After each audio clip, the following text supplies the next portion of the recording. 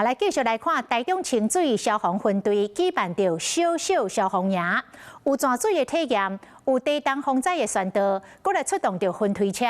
要互更较侪囡仔了解消防的工作，建立着正确的防灾观念。 囡仔用水条要将这个阿米冲出水桶外，清水消防分队办小小的消防体验营，就是要让这个囡仔体验消防的工作，也让他们了解到说，万一碰到这些状况的时候，他们要怎么去做正确的应对跟正确的这一些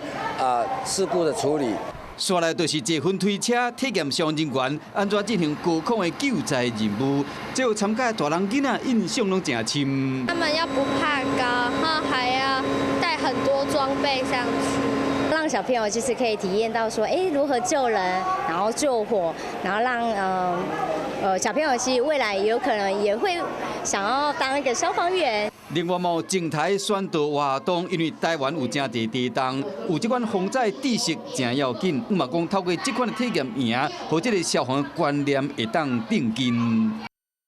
Hello， 我是蒋欣梅，想要抢先掌握最及时的新闻资讯吗？赶快订阅、按赞、开启小铃铛，锁定华视新闻 YouTube 频道。